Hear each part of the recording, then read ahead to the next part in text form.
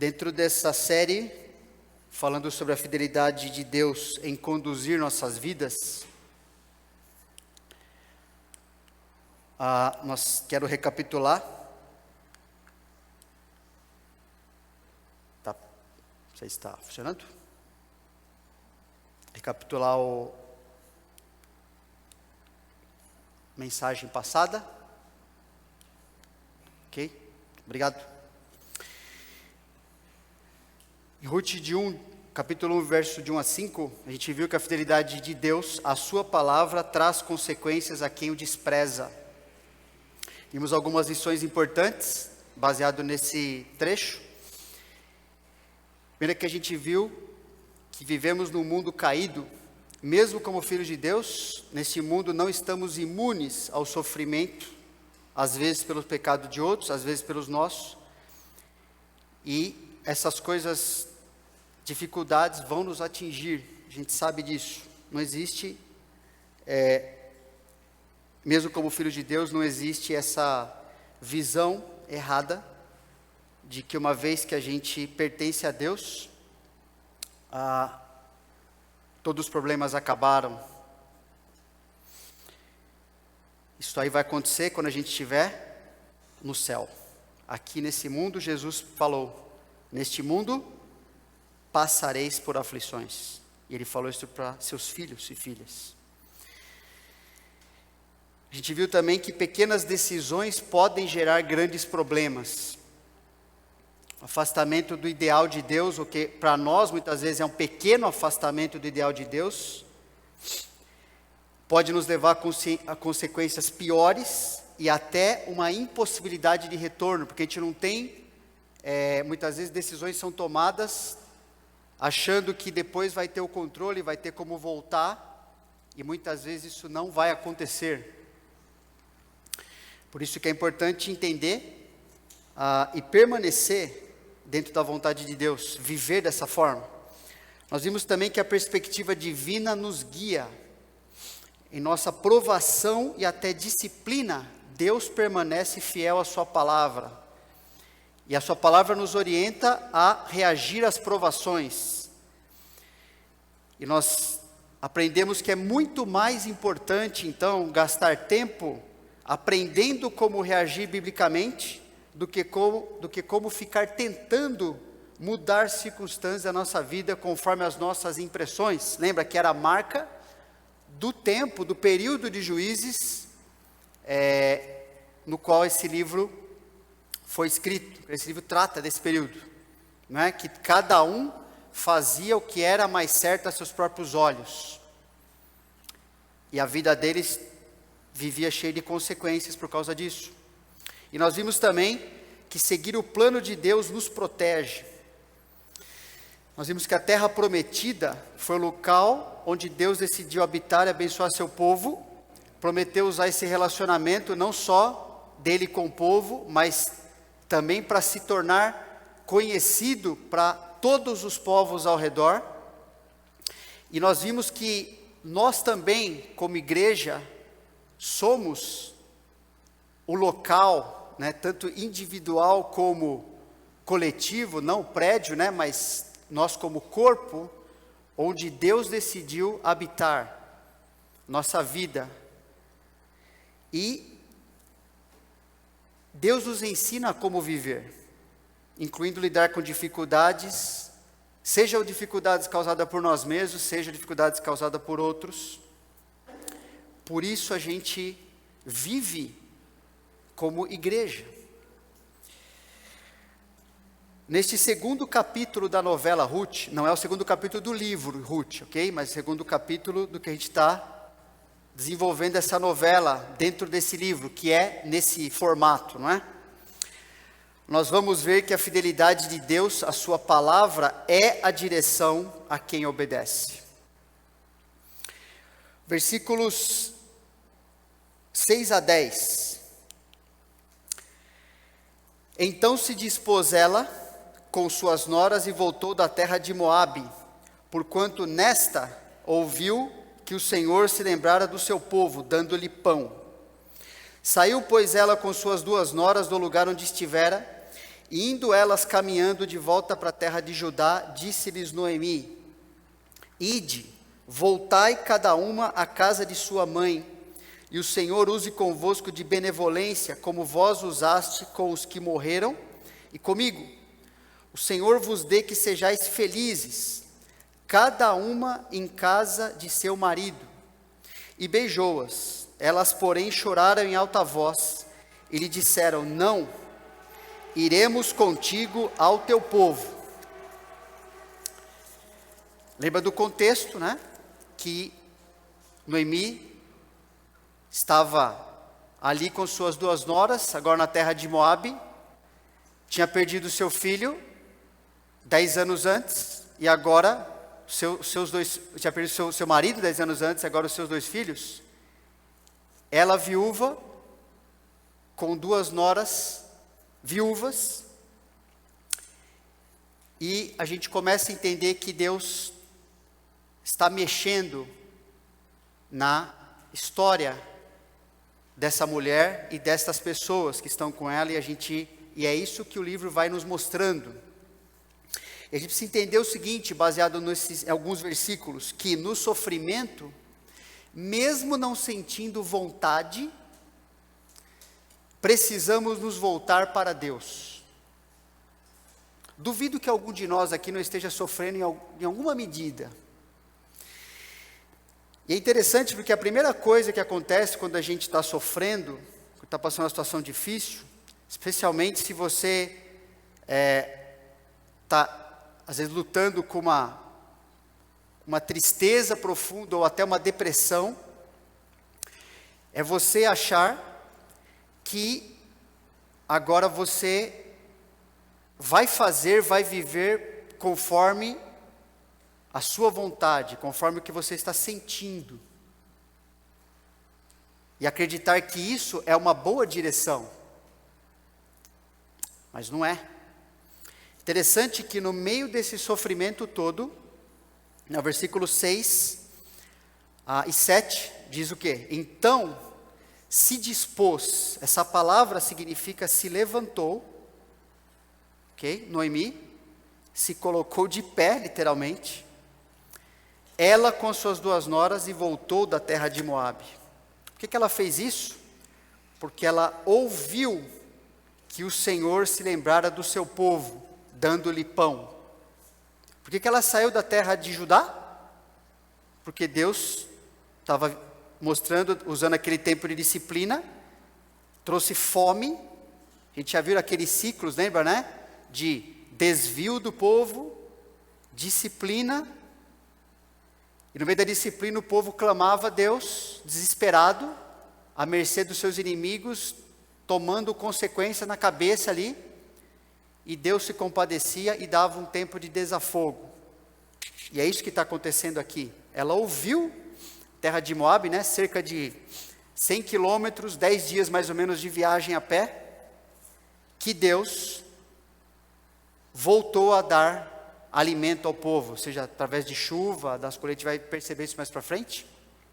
Mas Deus está se mostrando novamente favorável ao seu povo.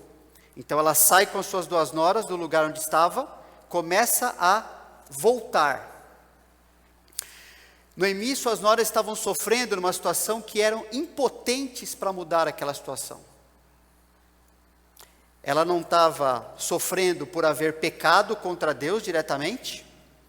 Ela estava ali por seguir decisões do seu marido, não é? Ele decidiu, pegou a família. A gente já viu que não podemos falar que aquela decisão foi uma decisão diretamente contra Deus, ok? A gente viu que não foi sábia. E Deus foi mostrando que aquilo não foi sábio mesmo. Agora, ela estava sofrendo, como tantos outros na Bíblia, devido a decisões, a coisas que outras pessoas, outros seres inclusive, causam. Pensa no exemplo de Jó, pensa no exemplo de Sara, quando decidiu seguir algumas instruções de Abraão, ali quando ele estava com medo, entrando no Egito ali, e falou para ela fazer certas coisas. Josué, Davi, Jeremias, Daniel, enfim, muita gente que Deus coloca na Bíblia, para mostrar que muito justo vai sofrer. É o que estava acontecendo aqui. Em Moabe, onde elas estavam, ela poderia se tornar uma mendiga, sem teto, sem nenhum tipo de segurança para viver. Mas é interessante que justamente em Moabe, ela ouviu que Deus voltou a visitar seu povo na terra prometida. Interessante, né? A gente acha que a Bíblia, olha, a gente pensa um pouquinho, é como se fosse a gente aqui em Campinas, um período terrível de necessidade, a gente percebe que toda a cidade fica ruim, e mais ou menos 100 quilômetros você está em São Paulo, e lá está tudo bem. E São Paulo nem é o lugar onde Deus prometeu estar, é uma terra inimiga. Agora ela volta, ela ouve de novo que aquele local onde Deus habita com o seu povo voltou a ser abençoado. Percebe como Deus agia e age, na verdade? As coisas não acontecem por acaso. Tem pessoas que falam, a gente tem que tirar os aspectos sobrenaturais da Bíblia, como se isso aí é historinha. Não é historinha. Isso é a história de um Deus que tem controle, que é soberano sobre a história, sobre os povos, e é assim que ele age, tratando o seu povo conforme ele prometeu.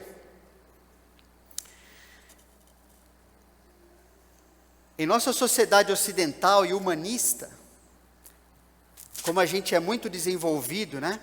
A gente é ensinado a acreditar que a vida depende só de nós mesmos, do nosso esforço, ou que as coisas acontecem por acaso, porque Deus não existe, não é?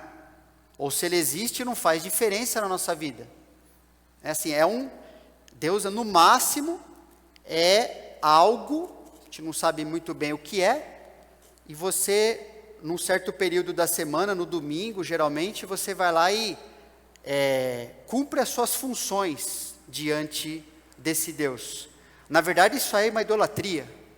Na verdade, isso é um princípio, era aquela tentativa de barganha que fundamenta o relacionamento idólatra. Ok? Mas na sociedade, no máximo, ela permite você acreditar dessa forma. Mas na verdade, a vida depende de nós. Não é? As coisas simplesmente acontecem. É a vida, né? A gente fala assim, é a vida. Fazer o quê? Porque a nossa sociedade é muito desenvolvida, não é verdade? Ela realmente dá conta das coisas.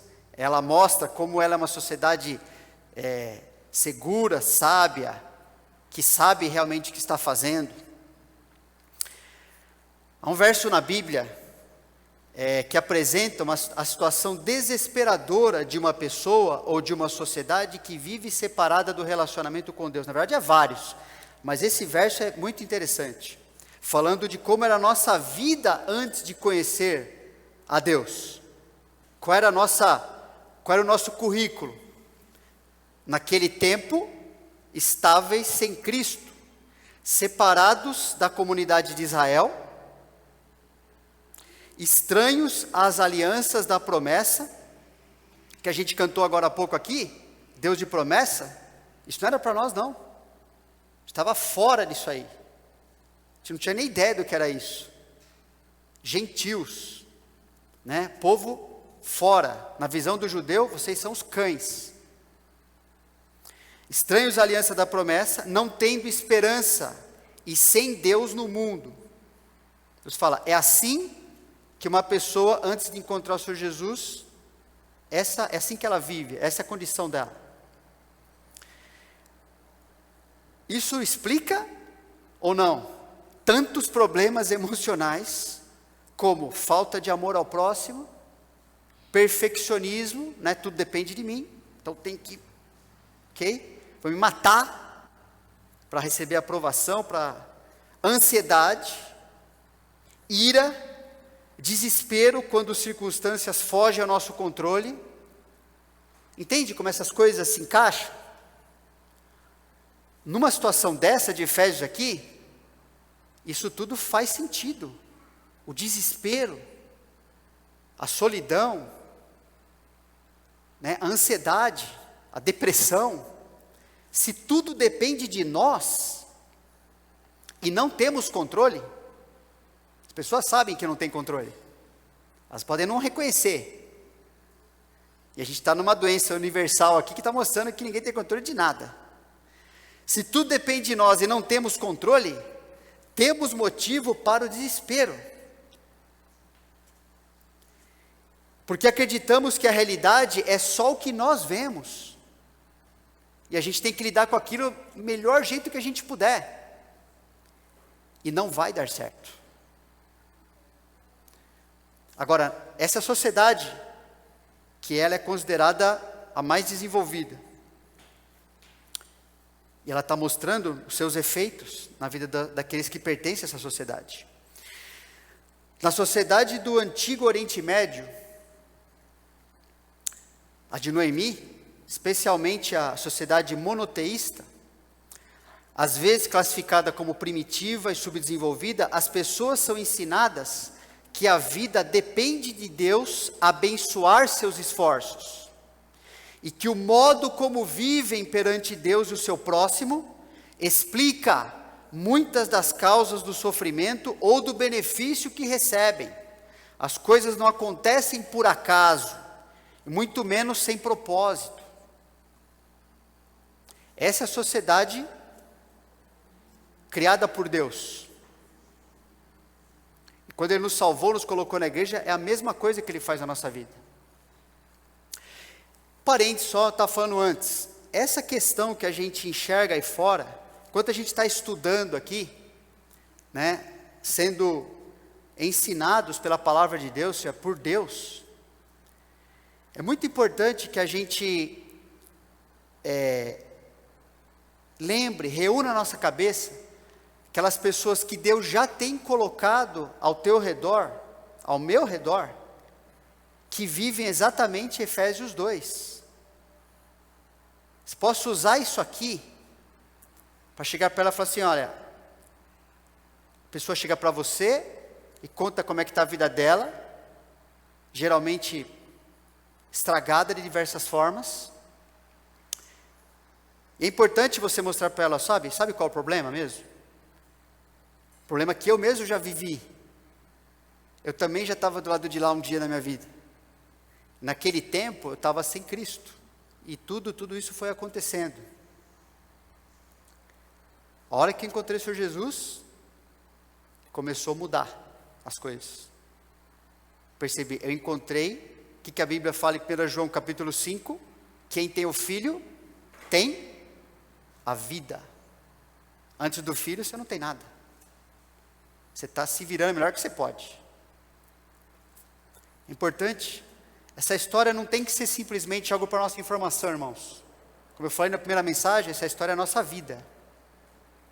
A gente tem que pedir a Deus, inclusive Deus, o Senhor vai ensinar a tua compaixão para nós. E eu preciso dela para viver com as outras pessoas. Eu preciso dela para mim, e eu preciso dela para os outros também. Porque esse desespero está na vida das pessoas aí fora. Às vezes na nossa. Mas nós temos Jesus, não é? E as pessoas não têm. É muito importante a gente manter isso em mente. Para a gente não pegar tudo isso aqui, né, e realmente, assim, não aproveitar o que Deus quer fazer com isso na nossa vida. Que é nos transformar. Então, nessa sociedade do Oriente Médio, antigo, as pessoas aprendiam que Deus, que o relacionamento com Deus é o que realmente dirigia, é o que explicava o benefício ou o prejuízo das suas vidas. E o propósito do que Deus faz, inclusive. Aquele versículo bem conhecido, né, nosso. Sabemos que todas as coisas cooperam para o bem daqueles que amam a Deus, daqueles que são chamados segundo o seu propósito. Porquanto aos que de antemão conheceu, também os predestinou para serem conformes à imagem do seu Filho, a fim de que ele seja o primogênito entre muitos irmãos. Paulo fala, nós sabemos, temos certeza de que todas as coisas contribuem para o bem daqueles que têm um relacionamento com Deus. As coisas cooperam por si mesmas? É assim que acontece? Não. Isso aqui está dentro do livro de Romanos, que mostra o plano de Deus, né? O Evangelho, que é a entrada do ser humano no relacionamento com Deus, e vai mostrando o que acontece, né, do capítulo 5 para frente, do capítulo 6 para frente, na verdade, vai mostrando como é que Deus vai agindo, como Ele vai transformando a vida de quem Ele alcançou.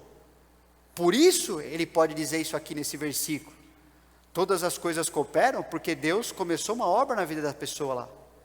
E agora Ele vai fazer com que as coisas cooperem para o bem. Então a pessoa vai viver feliz até para sempre, né? O resto da vida, não vai ter problema nenhum, não é isso aqui? Ele fala qual é o bem. O bem é transformar todo o mal que está na minha vida, arrancar fora e me dar realmente o bem que eu preciso. Na verdade, a gente poderia resumir a nossa vida assim: todo o mal que há em mim é porque eu não sou parecido com o Senhor Jesus, pessoal. E você também. Não é? Tudo o que é ruim em mim e você é justamente aquilo que falta a gente ser parecido com o Senhor Jesus. Por isso todo o bem que Ele coloca aqui nos predestinou para sermos parecidos com Jesus. Isso nos dá todo o bem que a gente precisa, que a gente nem imagina muitas vezes qual é, mas pensa no caráter. A gente cantou alguns louvores aqui que nos lembram de algumas coisas a respeito de Deus. Mas já parou para pensar que Deus é de verdade? Pensa toda a bondade que há em Deus, todo o amor. Pensa, a gente com um pouquinho, né, já se emociona, não é verdade? Agora imagina Deus com esse plano de fazer com que você seja parecido com Ele em todas essas coisas que nos faltam. Será que tem bem maior que isso? Não tem. Por isso que Deus, em qualquer situação, sempre está cumprindo alguma parte do propósito de nos transformar à imagem de Jesus. O trabalho de Deus é esse. Ele está cumprindo alguma parte desse propósito que Ele prometeu de nos fazer parecidos com seu Filho.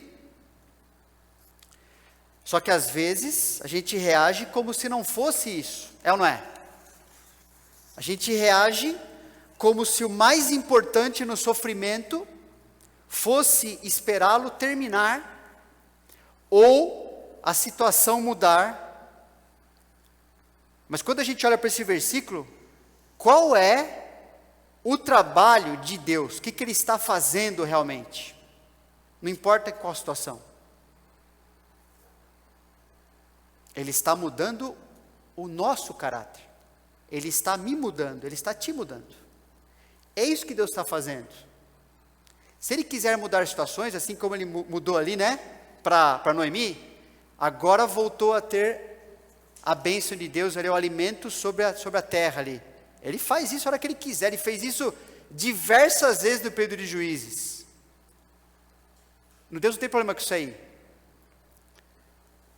Eu tenho um problema de entender, de aceitar que Deus está me mudando. Isso é difícil. Noemi acreditava na soberania de Deus? Você acha que ela acreditava nisso? Eu creio que sim. Ela tinha uma teologia boa na cabeça. Ela sabia que Deus é soberano. Por isso, ela sabia que assim como Deus tinha enviado a fome, agora Deus estava abençoando novamente seu povo. Noemi não precisava saber qual seria a continuação da sua história de vida. Ela só precisava caminhar voltando-se para Deus, para experimentar o que Deus iria fazer por causa de quem Deus é. A gente vai ver na história aqui que isso não foi o suficiente, mas primeiro passo ela deu. Naquilo que ela conhecia, ela falou assim, voltou a ter uma situação favorável lá. Deus voltou a mostrar o seu favor. Então ela levantou e foi. Percebe? Ela não foi porque ela não sabia. A gente sabe o livro de Ruth, né? Mas ela não sabia nada disso não. Ela simplesmente foi caminhando, porque ela sabia que Deus estava lá. Uma lição importante para nós: em seu sofrimento, independente de seu sentimento ou percepção, se você entende o que Deus está fazendo, isso não interessa. Você precisa se voltar para Deus, buscá-lo por meio da oração. Ficar ali, falando com Deus, falando o que está passando na sua vida. Ele sabe, não sabe?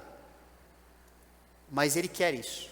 Faz parte do cuidado para conosco, você gastar tempo, renovando, relembrando a sua dependência do Senhor. Buscá-lo por meio da oração, não ser simplesmente algo sem vida. Falar com Deus aquilo que você está pensando, aquilo que você está sentindo.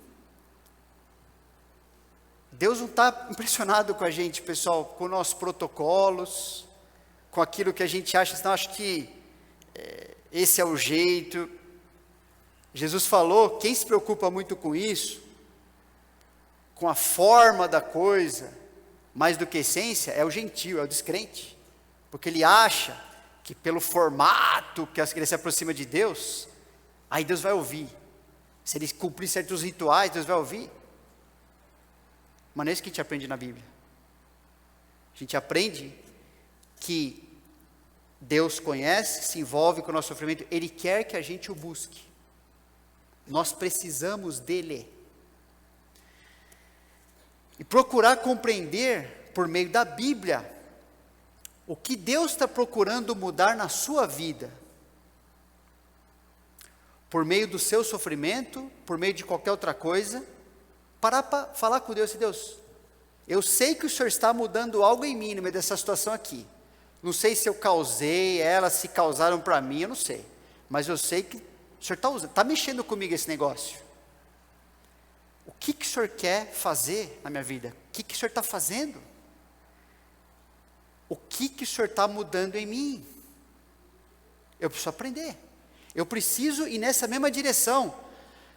O que o Senhor está fazendo é algo que eu preciso cooperar, eu preciso trabalhar junto com o Senhor para fazer também. Eu não posso jogar fora essa oportunidade, porque o Senhor trabalha na minha vida. E precisa obedecer ao que Deus lhe mostra. Não adianta a gente saber, né?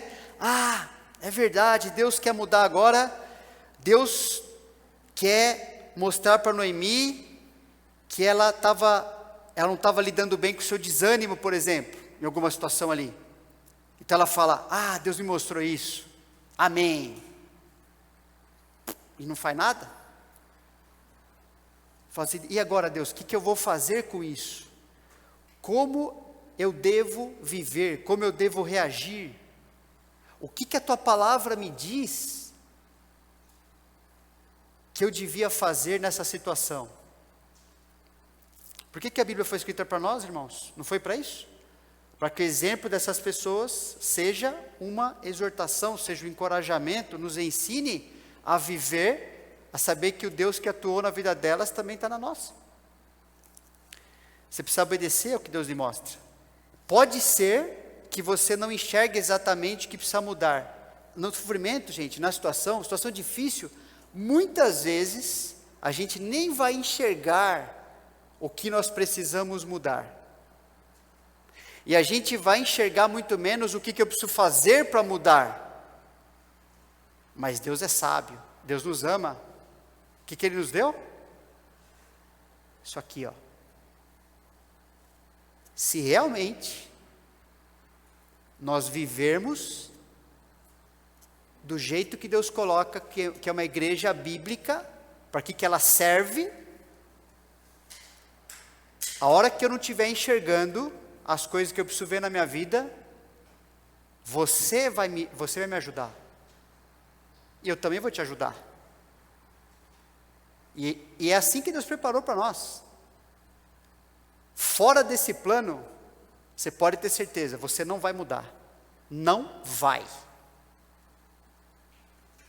Você vai ficar lá, ouvindo o que Deus está fazendo, lá em Moabe,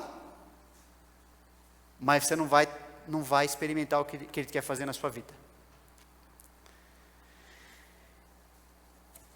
O segundo ponto, os versículos 8 a 10, nos ensinam que no sofrimento, mesmo a melhor situação não substitui a confiança em Deus. Noemi, quando estava voltando ali, percebeu que suas noras estavam junto com ela, né? O que ela disse? Ide, voltai cada uma à casa de sua mãe, e o Senhor use convosco de benevolência, como vós usastes com os que morreram e comigo. O Senhor vos dê que sejais felizes, cada uma em casa de seu marido, e beijou-as. Elas, porém, choraram em alta voz, e lhe disseram, não, iremos contigo ao teu povo. Agora, uma coisa muito importante aqui, que vai aparecer em outras partes do livro, é termo-chave, esse termo benevolência que aparece aí, palavra muito importante, não só porque ela vai explicar a intervenção de Deus nesse livro, em outros capítulos do livro também, mas é uma palavra muito importante em todo o Antigo Testamento, a palavra benevolência. Ela é uma tradução, mas tem várias outras traduções, da palavra hebraica hesed, que é um conceito muito fundamental, muito essencial no Antigo Testamento. Esse termo, essa palavra que está traduzida como benevolência, ele é o termo que é usado para mostrar como é o relacionamento entre Deus e o seu povo. Essa palavra significa o amor pactual e leal de Deus para com a aliança que Ele estabeleceu com aquelas pessoas. Vou repetir, é o amor pactual e leal de Deus para com a aliança que Ele estabeleceu. Nós cantamos aqui também, Deus de aliança. Sabe por quê? Porque assim que Ele se relaciona conosco, com as pessoas, Ele estabelece uma aliança. Naquele momento, ela estava sob a aliança abraâmica, a aliança mosaica, e nós estamos um desdobramento dessas alianças, e estamos vivendo na nova aliança, que ainda tem aspectos que ainda não aconteceram e ainda vão acontecer. É só um flash por enquanto. Mas é a forma que Deus se relaciona. Ela falou assim, né, que Deus use desta mesma lealdade, desse relacionamento leal, abençoando, cuidando de vocês, assim como vocês cuidaram de mim e dos seus maridos que já faleceram. Essa palavra, ela é traduzida em outros textos da Bíblia como fidelidade, como misericórdia, como bondade, como graça, favor. Percebe a importância desse relacionamento pactual que Deus estabelece? A vida do povo de Deus acontece segundo o amor fiel de Deus para com o seu povo. Apesar da nossa sociedade, como a gente viu antes, convencer que não é assim. Né? Não, é assim. A nossa vida se desenrola, se desenvolve neste relacionamento com Deus, que é fiel ao compromisso que Ele estabeleceu conosco. Compromisso que ele colocou, registrou. A Bíblia é o registro do compromisso que Deus estabeleceu conosco. Você pode ter certeza. O que Deus colocou aqui, Ele vai fazer. Coisas que eu gosto e coisas que eu não gosto. A gente já viu isso na outra mensagem, né? Um pouquinho. Então Deus, Ele vive conosco dessa forma, tanto naquilo que consideramos como bênção, como naquilo que não gostamos ou não entendemos, como a gente viu antes, né? Romanos 8, nem sempre eu entendo, nem sempre eu gosto daquele propósito de me fazer igual a Jesus. Fazer igual a Jesus eu gosto, mas os meios, né? A providência, o caminho que Deus vai usar para me levar a ser parecido com Jesus, nem sempre eu gosto e nem entendo. Não é? Não é assim que funciona? Mas Deus sempre age por nosso bem. E este bem depende do que precisamos mais em cada momento da nossa vida. Não é isso? Olha que versículo interessante. Salmo 119, 75 e 76. Bem sei ao Senhor que os teus juízos são justos e que com fidelidade me afligiste.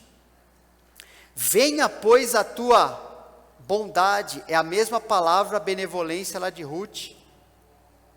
Venha, pois, esse pacto que o Senhor estabeleceu comigo, esse relacionamento fiel que o Senhor estabeleceu de amor comigo, consolar-me, segundo a palavra que deste a teu servo.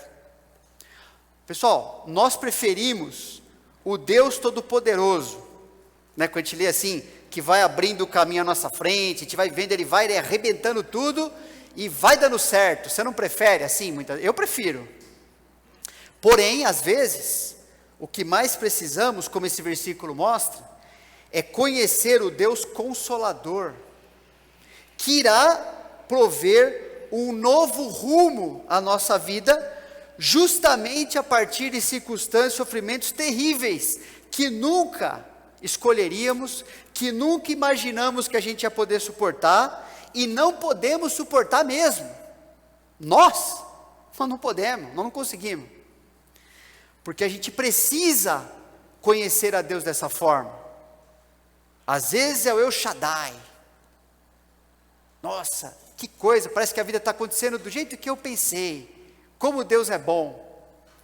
E às vezes, a aflição vem, porque eu preciso experimentar do pacto de Deus, o seu consolo.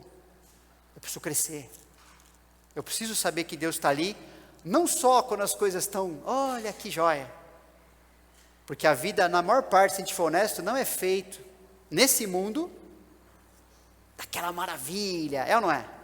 Não é feito disso. Então a gente precisa muito mais de aspectos que a gente evita muitas vezes. Aceitar que Deus quer isso para nós, sim. E a gente não pode, muitas vezes, enfrentar, nem suportar, mas Deus quer nos ensinar justamente isso. Nós não podemos, e Ele quer nos ensinar que Ele e nada mais é a nossa verdadeira vida favorável. A mudança de circunstâncias é boa, mas nem sempre isso indica que Deus está agindo, certo? O ímpio vive bem nesse mundo muitas vezes, pessoal. Não pense que ele está vivendo na casa dele, está no Taquaral agora lá, andando numa boa, né? Você está aqui às vezes com calor, ele está lá assim achando que a vida é uma beleza. Então isso não é o critério para nós. O critério é esse aqui. Eu preciso saber que a vida favorável para mim é Deus. Somente dele que depende a nossa vida, a nossa sorte, o nosso futuro, a nossa satisfação, a nossa alegria, e não de coisas que estão como nós preferimos. Não é que é errado. O desejo de Noemi aqui não era errado. Ela falou para elas, eu quero que vocês voltem né? Fica na sua terra, constitui família, né? O termo felizes que é usado aqui nesse trecho, que a gente viu antes, né? Nos versículos ali, eu quero que Deus te dê, que vocês sejam felizes. Feliz significa assim, descanso, tranquilidade, traz a ideia de uma vida satisfatória. Especificamente aqui falando assim, vocês vão conseguir essa vida satisfatória se vocês se casarem de novo. E lembra, naquele contexto, ter um marido significava o quê? Não é simplesmente assim, vou casar porque não quero ficar solteiro, não. Significava uma segurança, pessoal. Significava o provento da sua vida. Segurança do seu futuro. Falou, eu quero que aconteça, e eu vejo que o marido para vocês vai resolver a vida de vocês. Noemi gostava, tinha muito carinho e gratidão por suas noras. A gente vê isso no texto. Ela falou, vocês eram de benevolência, tinham um relacionamento muito jóia. Elas foram muito boas para ela e para os seus filhos. O relacionamento delas era muito bom. Tanto que elas queriam segui-la, não é? Não tinha um problema entre elas, estava tudo certo. Noemi, segundo sua própria perspectiva, estava desejando o melhor às suas noras. Mas mesmo seu melhor desejo, inclusive de eliminar a insegurança da vida delas, através de um novo casamento, não significa que era a única solução. Muito menos, se a gente vai ver na história, aqui do livro, que era o que Deus considerava como sendo melhor para elas. O restante da história de Ruth vai nos mostrar isso aí. Por causa do sofrimento, a perspectiva de Noemi, e nós não somos melhores que ela, gente, foi reduzida à mudança de situação. Naquele momento, sua perspectiva estava limitada ao que ela achava ser melhor, e mesmo com muita sinceridade, mesmo com muito amor àquelas noras, ela estava focada no que seria melhor para elas do ponto de vista humano, imediato, limitado, mesmo no seu amor por elas, mesmo na sua melhor intenção, na sua maior sinceridade, mas não era o melhor para elas. Ela achava que era. Por mais sinceros e experientes que nós sejamos, nossa capacidade de discernir as situações é sempre limitada. E é impossível a nós percebermos os caminhos pelos quais Deus conduz as nossas vidas. Deus não está usando, muitas vezes, o que a gente acha que está usando, ou seja, Deus não está vivendo na nossa lógica. Deus não trabalha com probabilidade. Deus trabalha com a sua soberana vontade. Ele tem um plano e vai fazer isso aí. Ele não está perguntando se faz sentido para a nossa cachola, muitas vezes, o caminho que Ele está conduzindo a gente. Não faz, muitas vezes. Ele já sabe disso. Precisamos reconhecer isso aí. Não é? Quantas vezes, quantas histórias de intervenções surpreendentes de Deus na Bíblia, na vida de pessoas comuns, que foram assim umas coisas que, assim, não, como é que Deus, foi coisa absurda o que Deus fez. Pensa bem, chegou para lá Noé, falou, Noé, né, nunca choveu, mas você construiu uma arca para você livrar você e sua família. Bom, Noé tinha duas opções. Falar, para mim, não, acho que não, hein, acho que não vai chover, vou ficar com a minha aqui. Ou podia fazer o que Deus falou para fazer.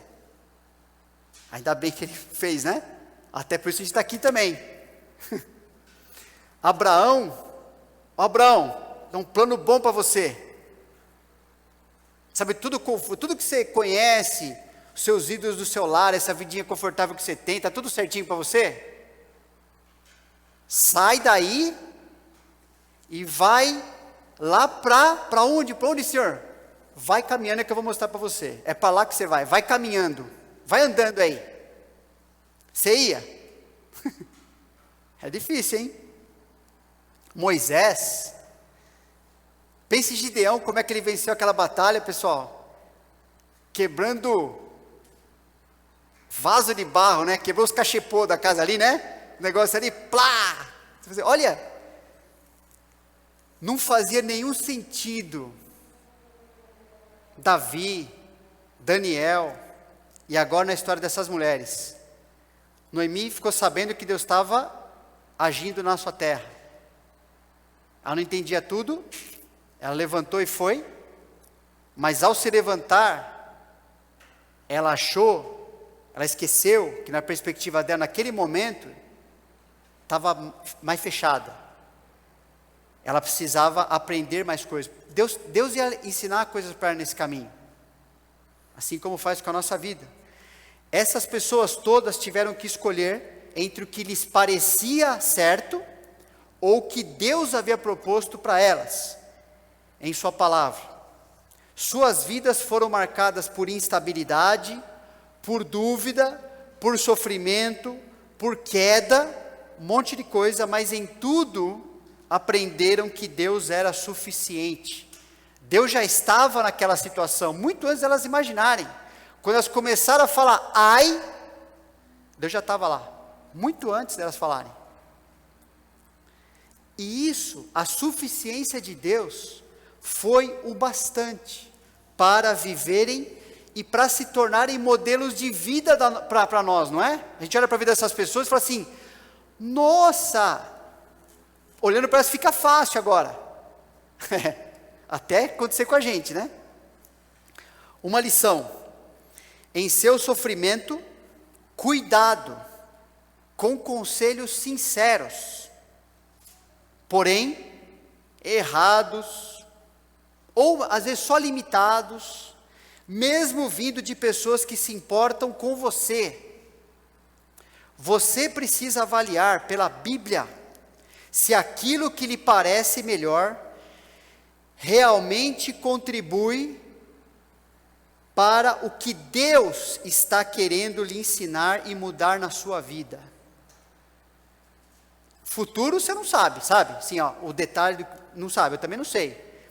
Mas você precisa pensar, peraí, ouvi uma coisa que, olha, a situação parece que vai ser boa para mim.